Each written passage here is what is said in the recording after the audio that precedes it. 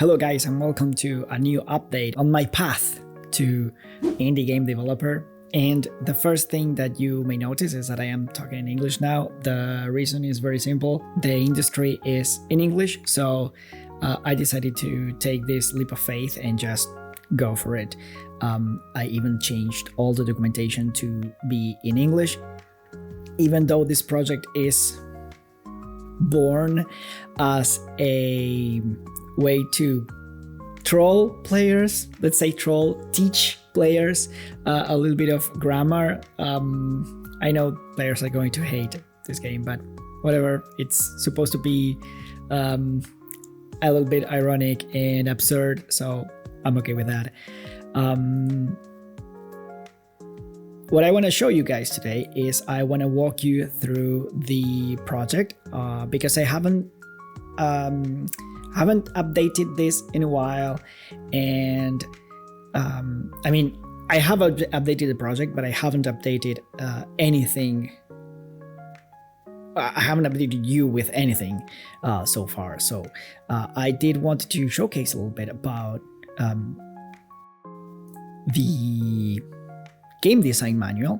If you find it in Notion in my website, you will see that it's a little bit more pretty and organized.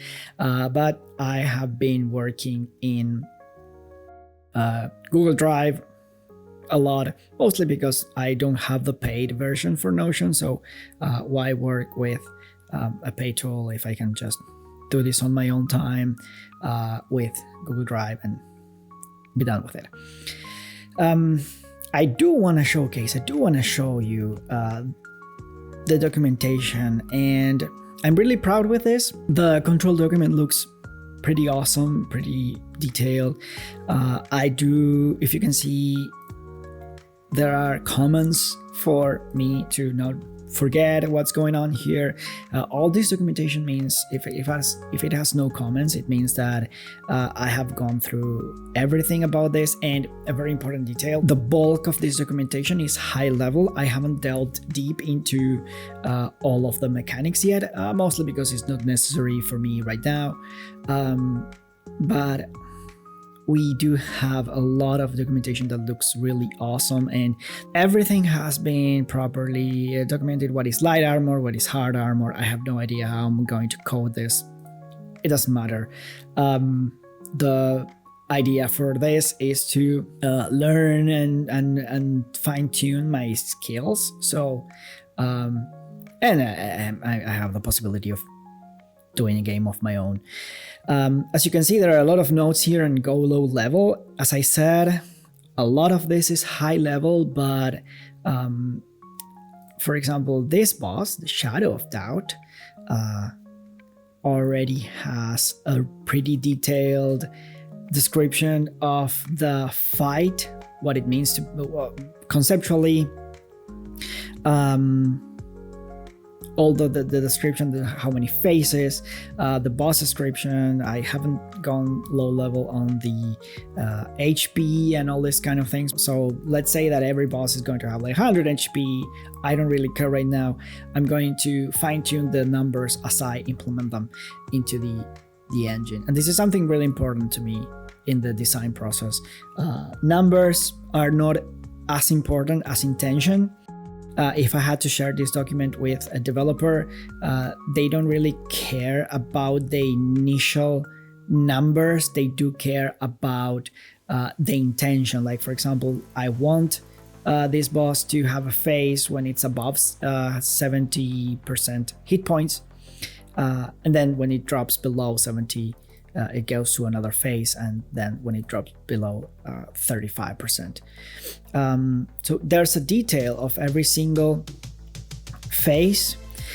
This document is really long. It has 6 pages. Nobody would really want to read this, but considering this is made mostly for myself, for memory purposes, to me it's way better because I get to read again everything, and this is very important in documentation, and to me this is awesome. Yeah, right? Like, I have every intention behind this boss fight. It's a shame I don't have the art. I'm going to show the artwork on the next video, but as you can see, the documentation is mostly complete, and you read here go low level. Like let's go to Miss Pellier, for example, and Miss Pellier has a fight description. Oh, it does have. Oh, this is the initial artwork. That's why. It does have a fight description, and it doesn't have any details about the combat, the phases, but the description should help me already understand what I want to do with this boss and what I want to do with this fight. And this has happened with every single boss, which to me is really amazing. The only ones that are to be developed are the levels. This level will be designed as the fight is polished. I haven't really sit down to design the levels for the fights. Right now, I only have like a white box to test the mechanics, so I think it's not necessary right now. I am blocking myself, so I don't really mind. But what I do want to show is that I have all the mood boards for the bosses. To me, this is really, really awesome. Because I think this is step one into being able to visualize your project. So we have Isaroth, that this is a final boss with the mood board.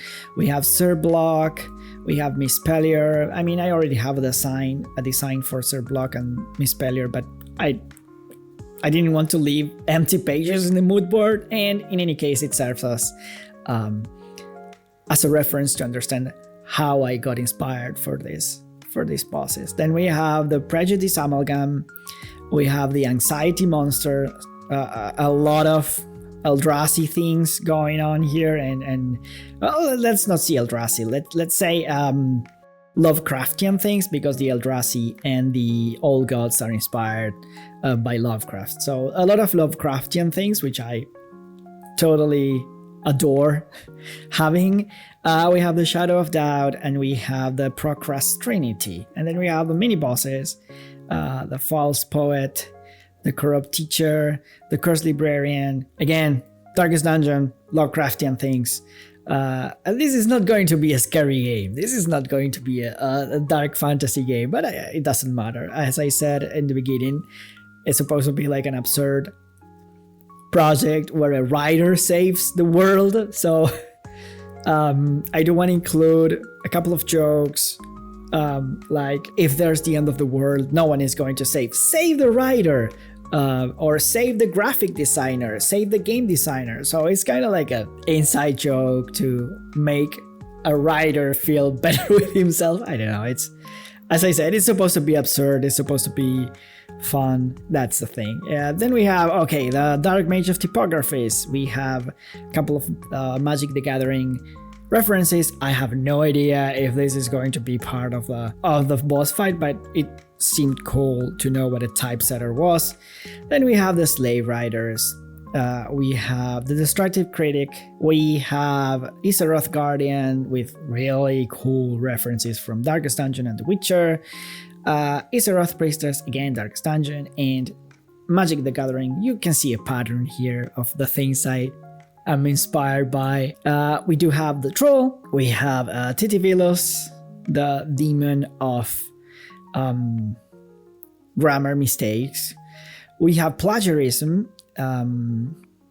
With I think that the idea is that it looks really badass, but it's all a disguise.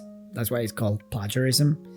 Then we have the Greedy Agent. I don't remember the concept for the columns. We can look for the boss fight description. Oh, you have to damage the pillars. And the pillar in the center represents the level of royalties that the agent gets. Okay, so there you go. That's why there's a pillar. You have to hit a pillar, apparently, to be able to defeat the Greedy Agent that will have like these cash eyes in the design. And then we have the Machiavelli editor, and we have really awesome characters here, like the Batman Who Laughs, the Mouth of Sauron, and the Architect in Dragon Age Awakening. These are really awesome designs, and I hope I can nail the design for this character. But in any case, I'm a little bit digressing here. All I wanted to do was to showcase that the documentation is mostly done, almost everything here to get started with the project. And well, the project already started. Just to get started with actually working, going to the dirty work of developing and going through the assets. So next time I'm going to showcase a little bit of the artwork that I've been doing. Some of it is old, some of it is really recent, and I can't wait to see you in the next time to show you what's been going on with the project.